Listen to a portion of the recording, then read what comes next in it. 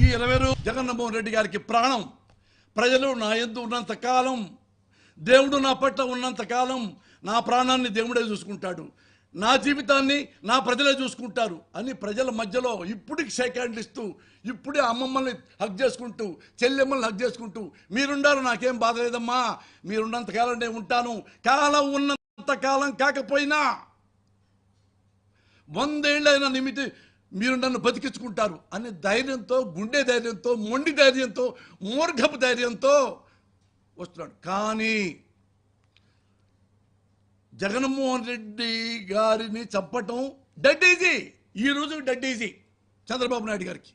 పాతయన్ని మీరు చూశారు కదా, పాతయన్ని మీరు చూశారు, ఎలా ఎంత ఎంత ఎంతమంది చంపాడో, ఎంతమంది ఎరాడికేట్ చేస్తాడో. ఇప్పుడు మరి ఎవరు కాపాడతారు? మోడీ వాళ్ళు. ఎప్పుడైతే నరేంద్ర మోడీ గారు పబ్లిక్లో నారా చంద్రబాబు నాయుడు గారిని పెద్ద అవినీతిపరుడు అని మళ్ళీ ఆఫ్టర్ ఆల్ 2 ఎంపీల కోసం మళ్ళీ ఇదే చంద్రబాబు నాయుడిని మేరా దోస్త్ దోస్త్ మేరా దోస్త్ అని పాట పాడుకుంటూ ఇద్దరు వాటేసుకుని ఇక్కడ ప్రెస్ మీట్ పెట్టారు. What a shame it is. Modi గారు ఇంకా మా జగన్మోహన్ రెడ్డి గారికి మీరు కాపాడతారా సార్?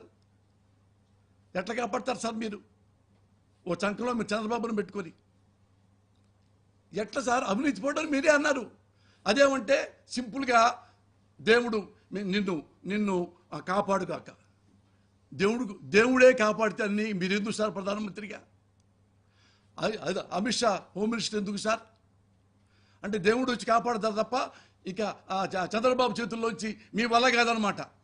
మీ వల్ల కాదనే మీరు మాట్లాడలేరనే, మీకు చంద్రబాబు నాయుడు అంటే భయం అనే నేను ఒక మహానుభావుడిని నేను వేడుకుంటున్నా, లెటర్ రాయబోతున్నా. ఆ మాటే భారతదేశ సర్వోన్నత న్యాయస్థానంలో అధిపతి, supreme court chief justice Shri Chandrachud గారు.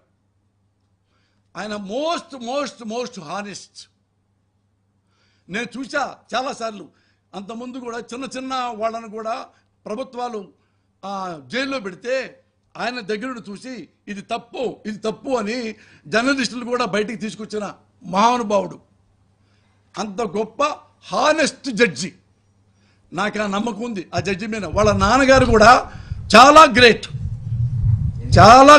చాలా సంవత్సరాలు ఆయన కూడా చీఫ్ జస్టిస్ అయ్యాడు. ఇప్పుడు ఈ మహానుభావుడు చంద్రచూడ్ ఒక్కడే ఈ భారతదేశంలో ఎవడు ప్రాణమైనా కాపాడగల సత్తా ఆ మహానుభావుడికే ఉంది. ఆ మహానుభావుడికే నేను లెటర్ రాయబోతున్నా.